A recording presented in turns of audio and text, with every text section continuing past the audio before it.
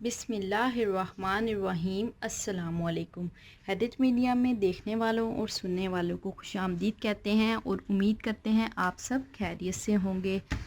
حضرت معاذ بن جبل رضی اللہ عنہ بیان کرتے ہیں، ایک روز رسول اللہ صلی اللہ علیہ وآلہ وسلم ہمیں نماز فجر پڑھانے کے لیے تشریف نہ لائے۔ قریب تھا کہ ہم سورج طلوع ہونے کا مشاہدہ کر لیتے۔ پھر آپ بہت تیزی سے تشریف لائے، چنانچہ نماز کے لیے اقامت کہی گئی۔ رسول اللہ صلی اللہ علیہ وآلہ وسلم نے اختصار کے ساتھ نماز پڑھائی۔ بس جب آپ صلی اللہ علیہ وآلہ وسلم نے سلام پھیرا تو آواز بلند فرمایا، اپنی جگہوں پر ایسے بیٹھے رہو۔ پھر آپ صلی اللہ علیہ وآلہ وسلم نے ہماری طرف متوجہ ہو کر فرمایا، میں ابھی تمہیں بتاتا ہوں کہ میں تمہیں نماز پڑھانے کے لیے کیوں نہیں آیا۔ میں رات کو بیدار ہوا، وضو کیا اور جس قدر مقدر میں تھا میں نے نماز پڑھی۔ مجھے نماز میں اونگ آنے لگی، حتیٰ کہ وہ مجھ پر غالب آ گئی۔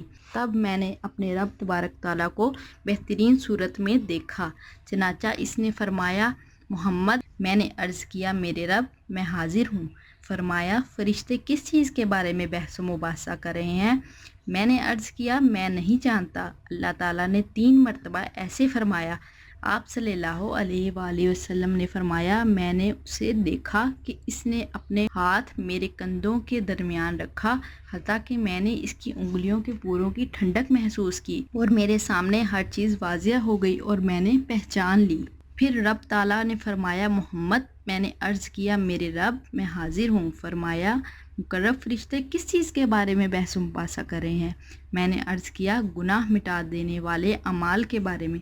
فرمایا، وہ کیا ہیں؟ میں نے عرض کیا، باجماعت نماز پڑھنے کے لیے چل کر جانا، نماز کے بعد مساجد میں بیٹھے رہنا، ناگواری کے باوجود اچھی طرح وضو کرنا۔ فرمایا، پھر وہ کس چیز کے بارے میں بحث کر رہے ہیں؟ میں نے عرض کیا، درجات کے بارے میں۔ فرمایا، وہ کیا ہیں؟ میں نے عرض کیا، کھانا کھلانا، نرمی سے بات کرنا اور جب لوگ سو رہے ہوں نماز تہجد پڑھنا۔ فرمایا، کچھ مانگ لیں۔ آپ صلی اللہ علیہ وآلہ وسلم نے فرمایا، میں نے عرض کیا، اے اللہ، تجھ سے نیک اعمال بجا لانے، برے کام چھوڑ دینے اور مساکین سے محبت کرنے کی توفیق مانگتا ہوں، اور یہ کہ تو مجھے بخش دے اور مجھ پر رحم فرما، اور جب تو کسی قوم کو فتنے سے دوچار کرنا چاہے تو مجھے اس میں مبتلا کیے بغیر فوت کر دینا۔ میں تجھ سے تیری محبت، تجھ سے محبت کرنے والوں کی محبت اور ایسے عمل کی محبت کا سوال کرتا ہوں جو مجھے تیری محبت کے قریب کر دے۔ پھر رسول اللہ صلی اللہ علیہ وآلہ وسلم نے فرمایا، یہ خواب حق ہے، بس اسے یاد کرو اور پھر اسے دوسروں کو بتاؤ۔ اچھی بات سننا اور اس کو دوسروں تک پہنچانا بھی صدقہ جاریہ ہے۔ نیکی سمجھ کر شیئر کریں اور ہمارے چینل کو سبسکرائب کرنا بالکل نہ مت بھولیے گا۔ اللہ حافظ۔